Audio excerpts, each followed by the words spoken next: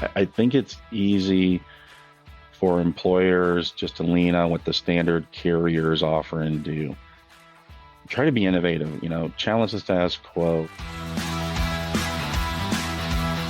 Welcome to the Joy-Powered Workspace podcast, where we help HR and business leaders embrace joy in the workplace. I'm JoDee Curtis, owner of Purple Ink, and with me is my friend and co-host Susan White, owner of Susan Tender White Consulting, also an HR consulting practice. Our topic today is benefit trends. Benefits are always evolving, and we often get requests from our listeners to do episodes to update you on the latest benefit offerings.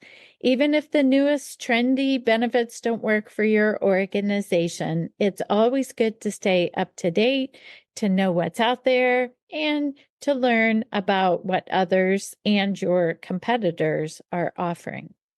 In a 2024 article by Lisa Reyes of Paychex, she noted 8 top employee benefit trends in 2024. I'm proud to say that I looked back and we had covered almost all of these topics in recent podcasts, but I did think we'd do a quick review. Susan, let's talk about these trends. What did Paychex say was number 1? Improving healthcare affordability. The rising cost of healthcare can be an obstacle to signing up for good coverage. Taking advantage of preventative care and seeking and following proper treatment of plans. Of course, the longer we wait and or avoid treatment can mean increased claims down the road and in worse illnesses. Employers who actively make healthcare more affordable and accessible, but also educate their employees on options and coverages, are sending the message they really do care about their employees, attracting new ones and retaining those they've got. Number 2 trend was just overall total health and well-being. This is beyond the healthcare plan and can include a range of benefits like an EAP, behavioral health education program, suicide awareness, but also things like good sleep hygiene, regular physical movement, smoking cessation, addiction treatments, and or financial wellness. All of these may be interconnected and offer opportunities to foster an emotionally, socially, and financially fit workforce. Number 3, and this one I hear about every day, support for hybrid and flex schedules, as well as putting real thought in what that work environment is going to be for the people when they're in office. Offering remote work, flexible work schedules, job sharing, maybe shrunk hours, summer hours can really be an attractive benefit. If employees are coming into the office any part of the week, really being thoughtful about that work environment. Is it comfortable? Is it warm in the winter? Is it cool in the summer? I know that sounds really basic, but oh my gosh, people need to be comfortable in order to bring their best self and to do their best work. We've had podcasts about the work environment, a lot of them. Some of my favorite are about including plants and artwork and really thinking about where you're asking people to be productive and making sure they're as best as can be. Number 4 is upskilling, reskilling, and professional development. All of these we've talked about through different angles as well. But to better meet the needs and expectations of all of your employees, think about reskilling them. Maybe it's for a new role or just helping them to perform better can be especially meaningful to them. You might think about internal or external learning and development opportunities, job rotations, job expansions, and or offering coaches. Employees who feel that their company is interested in their personal growth and development are more likely to stay. It just makes sense. Number 5, personalizing your benefits. Really thinking, do I understand the types of benefits that my employees want? If not, maybe we should do a benefit audit to offer some insights, because if we gather feedback, we can then make data-driven decisions and implement solid communication plans that can really help convey the benefit value to employees. I think not too long ago in a podcast, we talked about lifestyle benefit programs, really understanding our employees' different desires, different needs, and not putting our money after stuff that we've always done just because that was a benefit most people wanted. Really figuring out, could we figure out what our employees of today want today? Personalized benefits can be a wide array of things, right? Some of the things that you might be thinking of is ID theft protection, financial counseling, healthy lifestyle programs, public transportation passes, supplemental insurance packages such as supplemental life insurance, cancer insurance, pet coverage. Employers then may provide a monthly or annual expense allowance that employees use to offset their costs for what's important to them. Susan, I love that you mentioned about a communications plan too. I think what happens a lot of times that companies are offering a wide array of benefits and employees don't even know that they have them, right? Or maybe when they learn about the option, maybe they hear about pet insurance and they don't have a pet, so they're not thinking about it. But then they get a pet later and don't even look back to think, do we have pet insurance now? That's such a good point. I don't think annual enrollment is the only time you should be talking about the benefit offerings that you have. Right. You always want to be re-recruiting your team. And so what a great way of periodically during the year, promote different benefits that you have. Like, super idea. Yeah. Number 6 is family-friendly benefits. Employers can extend family-friendly benefits through paid parental leave, paid adoption leave, fertility benefits, a dependent care savings plan, and more. Concentrate on those benefits that are most likely to reduce emotional or financial stress on your employees, because we know we lose productivity, we lose engagement when our employees are stressed. Absolutely. My daughter-in-law works for a fertility benefit that employers will offer, and it's called FRAME, FRAME. It is amazing to me how popular it is. You can imagine if you're wanting to have a child and it's not happening naturally easy for you, if your employer gets involved and helps you with that, oh my gosh, you've got an employee for life, really. Yeah. So interesting. This number 7 on the list, retirement, debt payoff, and financial security benefits. Retirement plans, although a lot of companies have kind of moved away from offering a defined benefit plan, instead, so many companies are offering 401ks or 501(c)(3)Bs with some type of a match. Other organizations are ponying up to pay student loan and debt repayment of other kinds for their employees, and just providing at the core financial wellness resources that can really help equip your employees toward getting that financial security that they really need and they want.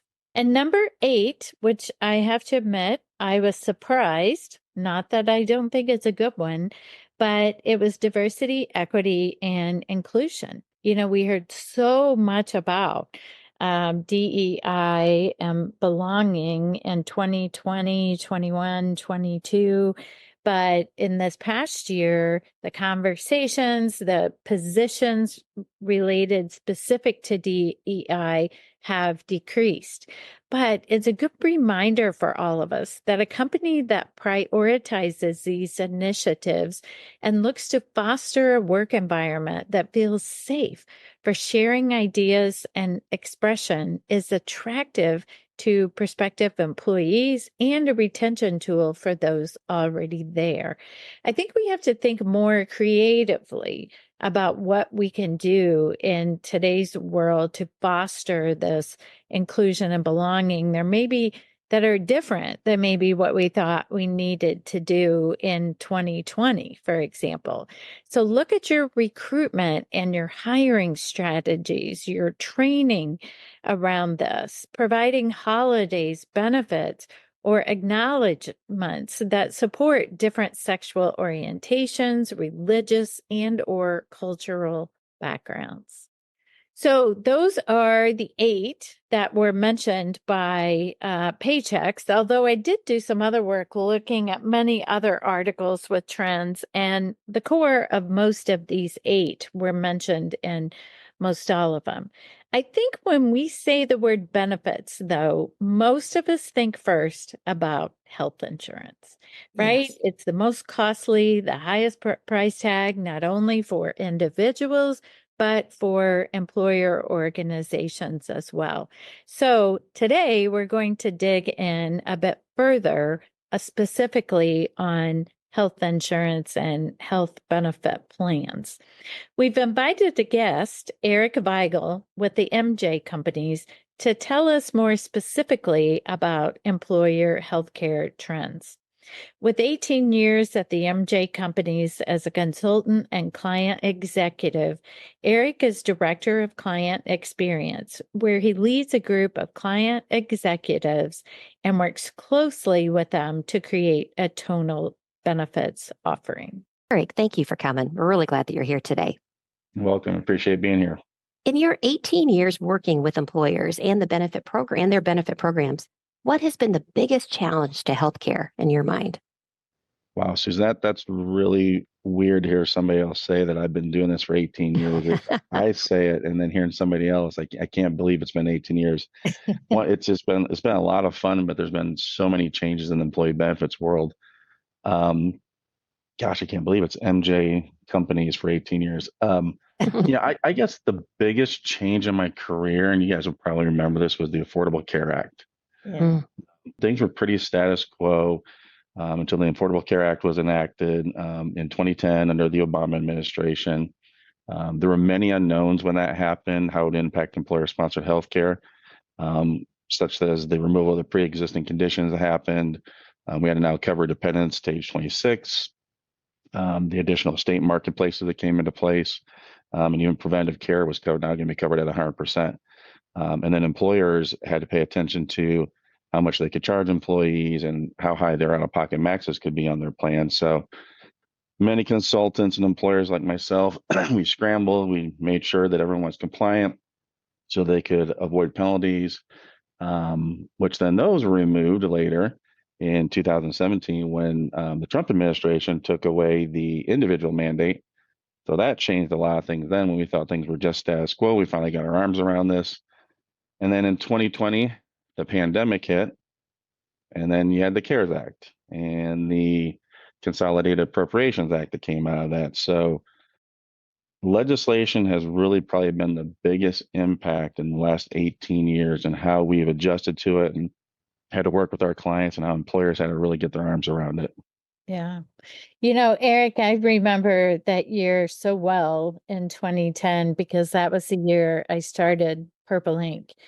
And it was the first time in a long time where I didn't have responsibility for an internal health insurance plan, right? And I never dreamed that the ACA would pass. And so I thought, oh, I don't really need to learn the details of that. And, It'll go honestly, I away. never It's not really going to did. last. Yeah. So yes, there has certainly been a lot of change in I those. mean, I think back then everyone knew we needed change, just nobody, I think, wanted it forced upon them. Right, right, And right. there's a lot of great things that came out of it. It was just a lot to deal with, and nobody knew what the outcome was going to be. Yeah, yeah. So, what are some of the biggest challenges that your clients are facing around benefits programs and, all these changes and legislation that have gone along with it? Yeah, great question. If I could thumb that up in one word, it'd be balance. You've got employers that want to offer a very attractive benefits program to attract and retain employees. At the same time, there's a cost to that. And then they want to make sure they're not charging employees as much because they want to retain them and attract them. And then, like we were just talking about, then you have to now throw in all the legislation that they're trying to get their arms around. And most recently with the CAA, there's the new transparency law. So there's new reporting that goes in place. You still have the 1095C that's lagging from the Affordable Care Act. And then for more legislation on top of that, you now have all these state mandate leaves are going into place, whether it's time off, whether it's maternal, paternal. The whole landscape has changed. And those challenges, I think our clients and I think other employers are really looking for resources. Who can assist us? But at the same time, that's an additional cost, and they're trying to control the bottom line. You've been in HR. Nobody really looks at HR as a moneymaker for the company. They want them to control costs, yet they don't want them to have any additional costs for those resources. So, yeah, that whole landscape has changed. I think benefits departments are really challenged with how do we balance all this. It's no longer employee relations. It's a lot of different things they have to do to attract and retain. Yeah, that's interesting. I think when we think about federal legislation in 2010 to now think about all these states that have different laws, that's like a whole new world. At least we only had to learn one law in 2010. For your clients or organizations that have people in multiple states, how do you guide them around that? Great question. A lot of times we and they will lean on the carriers. When I mean carriers, usually disability and leave carriers. But you can imagine, their focus is more on short-term, long-term disability, family type leave, medical type leaves, right? But a lot of these leaves are now vacation leave, time off. So we partner with a couple different, what we call leave administrators that are really good at layering over those carriers and just giving those employers resources to be able to use them and outsource kind of that role. And then you throw out intermittent leave on top of that. And it just leave is becoming a monster for, I think, our clients to really tackle. And it is what you said, it's the states that are changing all that. That's federal's really staying out of it. That's becoming a state legislation that is, in my opinion, starting from the West Coast and East Coast and really just kind of starting to merge here now to the Midwest. So, Erich, what are the one or two or maybe even three trends that you're seeing with employer health insurance plans? What are people doing tactically? Oh, survival. No, I'm just kidding. Yeah, well, I mean, it kind of started some things that we saw in 2020, which we were a little concerned with, and we started to take some approaches to it, but then realized it was going to be kind of short-lived. So if you can imagine, in 2020, we were told to avoid doctors, stay at your home unless it's emergency. So 2020 and 2021 coming out of that, we started seeing increasing in screenings, people going for the annual physicals. Unfortunately, when that started happening, people hadn't seen a doctor for a couple of years. So then we started seeing increases in neoplasms and cancer treatments. Things that you thought would be caught stage 1 and 2 have now progressed to 2 and 3. So we were really concerned about that. We tried to look into different strategies around what we call the cancer care and things like that, but then realized it was short term. Obviously, with advances in medicine, a lot of things can happen to treat those, even those more aggressive type cancers. But recently, the big thing is, and it's really because of social media, mainstream media, commercials, is everything around the anti-diabetic medications, what are called the GLP-1s, the famous Ozempic and Mounjaro that everyone is taking now, which does great things, right? It does reduce A1C very rapidly. The positive side effect that a lot of people are seeing is weight loss, significant weight loss. So with doctors treating that and costing about $10,000 a year, we're really trying to look at how do we control that. So there's been a lot of focus around pharmacy and really the anti-diabetics. They're more expensive than the traditional insulins, and the drug that a lot of people took was metformin at that time. But now with these injectables, quickly lowering A1C, quickly weight loss, there's stronger prior authorizations around that. So a lot of our clients were instructing them and guiding them through what do those prior authorizations look like. How do we lean on the physicians to, hey, can you start them at a lower, less costly anti-diabetic. And if that doesn't work, obviously let's get to the more expensive one. We don't want people having additional conditions that stem out of that if they don't take their medications, but that's even costly for them. I mean, traditionally people have higher deductibles and larger copays for prescriptions. So how do we control and make it affordable for members as well as not bankrupting employers is becoming the real concern. Pharmacy is a big, I would say, a monster that we're trying to attack right now. Mhm. And all of our clients are looking to us as what are solutions, what are strategies, just different things we can put in place around that. And Eric, on the GLP-1 drugs, there, I thought in general that a lot of insurance plans weren't covering those, but I know they're super costly, but are they costly for employers, or are the people taking those on, or are more plans covering them than I'm thinking? I think where there's, I think there's, how do I call this, confusion in what's going on in the market because the confusion is, and this is going to sound really weird, GLP-1s, there are actually two. There's anti-diabetic and there's weight loss.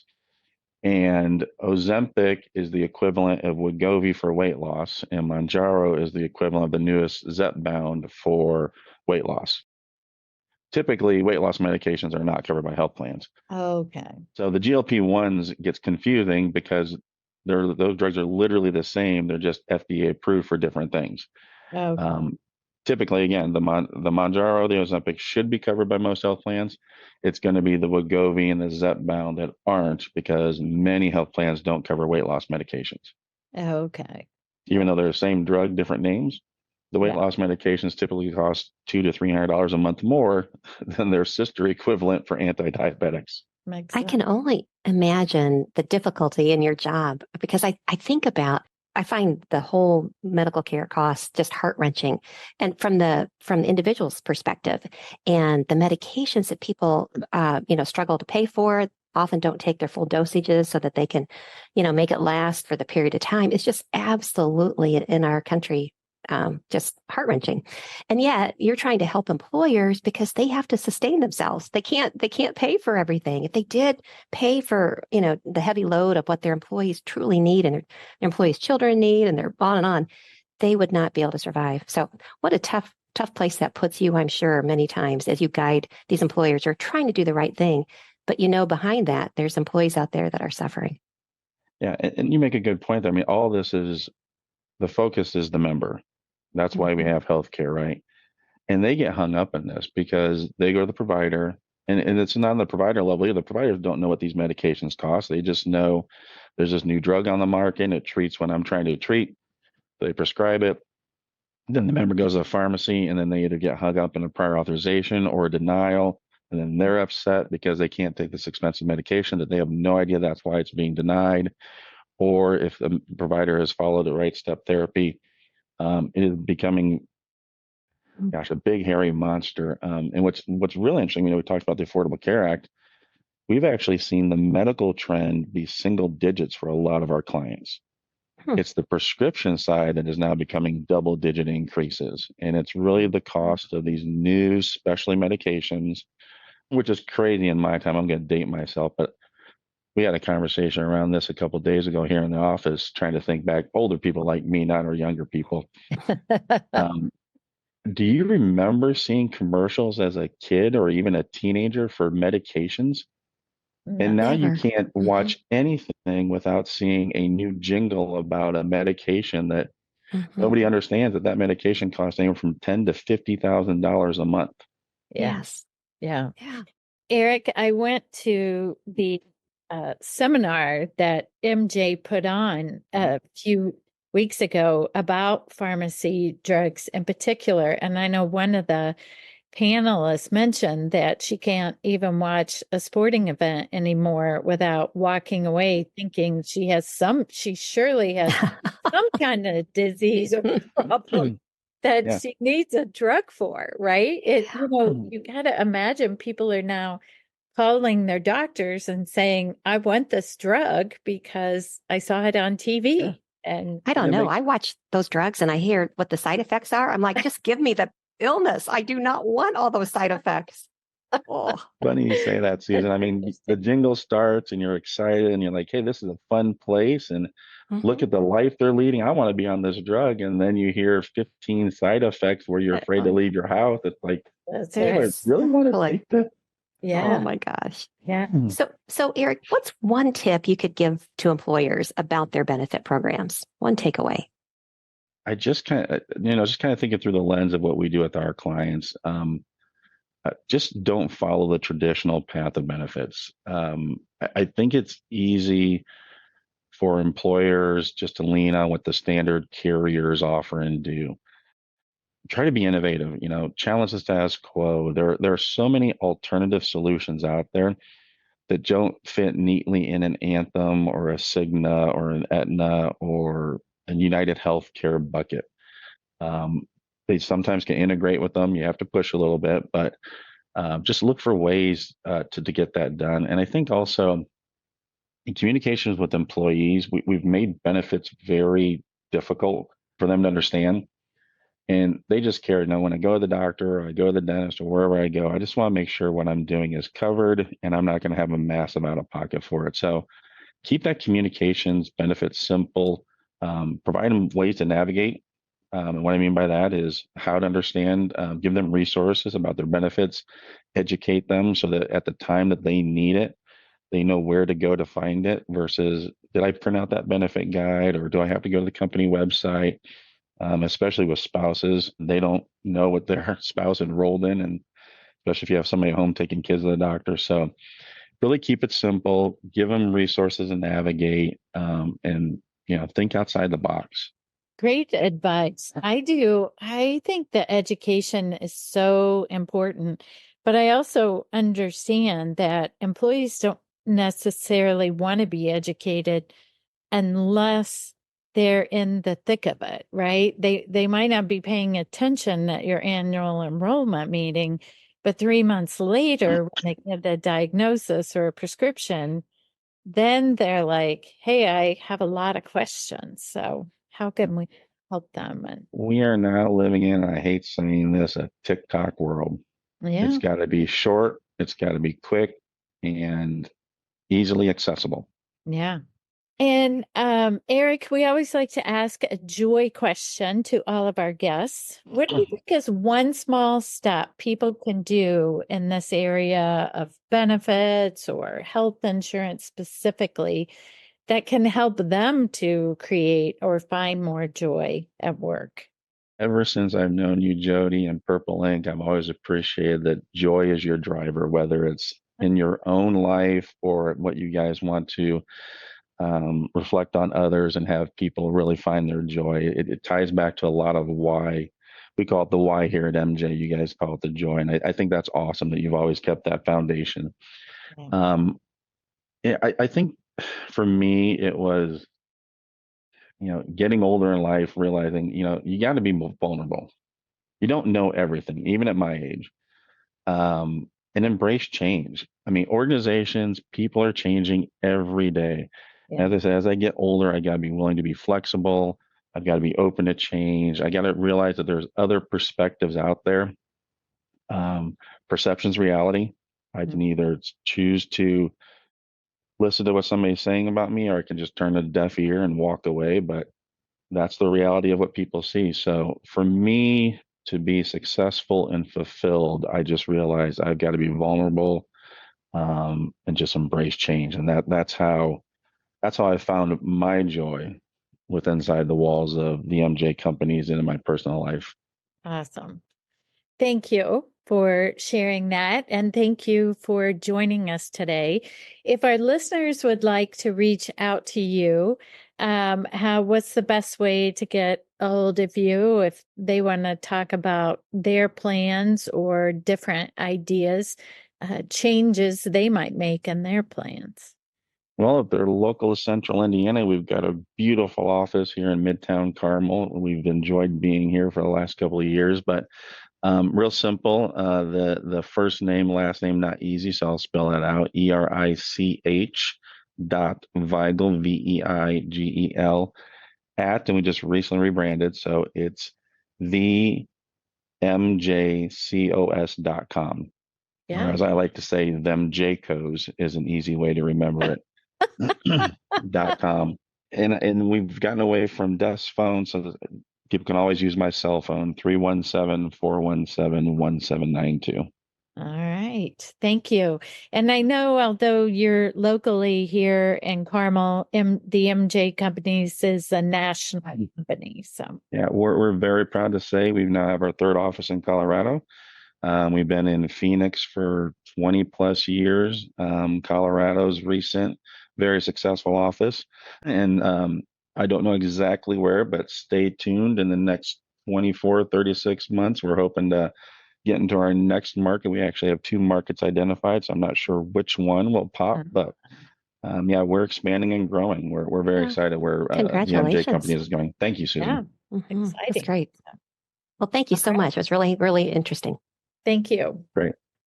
JoDee, our listener question today came from a listener who listened to an April 2024 podcast. We welcome questions anytime from any of our listeners. Here it is. I honestly could use some advice on the topic of generally problematic employee, acting like they are dying when they have a simple cold, excessive personal social media use, excessive personal phone calls, amazing productivity when it comes to finding ways to be less productive, awful spelling and grammar, general lack of awareness, except when it comes to taking vacation time around administrative holidays, effectively getting 5 days off for 1 day of PTO used, and blocking anyone else from being able to take this time off, leaving the bathroom a vile mess every day. Oh man, here's somebody I don't want to work with. JoDee, what do we do? What advice do you have? Yeah, I think I had to laugh at this question because I know it's real. And I know that every HR person or business leader who's listening today is thinking about that one person, right? Hopefully it's not 5 people or 10 people or 20 people, but just one person. But my advice is simple and short. It's time for them to go. And I think so many employers feel like they're held hostage by employees who act like this. And yet they maybe need staff or they need help in certain areas. And so they feel like they can't let them go, or they have this fear of being sued. But this is obviously a completely unproductive person who is now making the HR person completely unproductive, or their manager, maybe, or a combination of the two. And I think it's so important for us to think not just about that one person, but the people who are working around them, because they know all this is going on too. They see it, they are living it even more than HR people are. You got to cut the cord. You have to set standards and expectations that people can be good performers, and not creating so much downtime for others around them. You know, it's so interesting. I think in a small organization, that works. I think it absolutely works because you can pretty much say, we happen to be in Indiana, and my guess is, I don't know where this person's from, honestly, but if you're in an employment at will state, which most of the U.S. is, you can, as long as it's not a discriminatory reason, you can part ways any hour of any day. As just an employee can do the same thing. They can part ways with you any hour of any day. It does get trickier the larger the company. And I'd love to know from this listener how large the organization is, because you have precedent and you have policy and you've got a corrective action process that you will follow, unless there's something that is dramatic enough for you to skip all of it, go right to termination. It's tricky. I think it's really, really tricky to do this, because when I go back over the list of ailments here, no single one of them would probably be grounds for corrective action. It'd be tough. I mean, they are miserable to work with, and they are playing the system, and they are really sharp when it comes to following the rules. It's tough. I mean, I would love to help this person realize they're not happy where they are, that they are making their life miserable and they're making everyone else's life miserable. But I don't know. I have a tough time just pulling the cord. I don't know, JoDee. Any reaction? You've worked in larger and smaller organizations. Yeah, but I am, I was just thinking, listeners, you've been able to hear this over the years, right? Susan is our much more compassionate HR leader, and JoDee says, fire them. I don't know. I Yeah. don't have much patience for I people gotcha. who aren't, working towards the good of the organization. So I would love to hear from more listeners, especially this listener. I don't know if you'd be willing to write back, but we would love to hear how large your organization is. What do you think the downside of the JoDee approach about this is it? You know what? Life's too short for you and for us for this to go on. You're gone. Or the Susan approach, which is how do I help this person realize they are not happy here and help them figure out where else they're going to work? yeah. We'd love to hear from you. And any other listener, any point of view you have on this, please. JoDee, the best way to reach us, would it be on joypowered@gmail.com. listeners? We want to hear from you. Yes. Good idea. In the news section today, in SHRM's 2023 State of the Workplace report, the top concerns for employers were inflation, employee mental health, the labor shortage, and the economic slowdown. Looking forward into 2024, the top 3 priorities per the same report are maintaining employee morale and engagement, retaining top talent, and number 3, finding and recruiting talent with the necessary skills. Now, I found all of these to be important, but the ones that fell off the list from 2023, inflation, the labor shortage, and the economic slowdown really are all connected to our economy. And then employee mental health, which we've made such great strides on. I hope that we've made so many great strides that it has, I hate to say lessened the priority, but maybe we put things in place to combat that. But I think we're back to some ongoing topics that we have all the time, right? That we are not really solving: engagement, retention, and recruiting. So interesting report. Very interesting. Thank you for joining us today. Please tune in next time and make it a joy-powered day. Thank you. If you would like SHRM recertification credit for listening to this podcast, please visit getjoypowered.com/SHRM. You'll find an evaluation of the podcast, and once you complete the evaluation, you will see the SHRM recertification credit code and a link to a proof of participation certificate. Again, that's getjoypowered.com/SHRM. Thank you for listening, and thanks for your dedication to the HR profession. If you like this show, please tell a few friends about us and let us know what you thought by leaving us a rating or a review on Apple Podcasts. You can find more information on our podcast, our books, our blogs, and more at getjoypowered.com. We're at Joy Powered on Instagram, LinkedIn, and Facebook. And you can send us an email at joypowered@gmail.com. Make it a joy-powered day.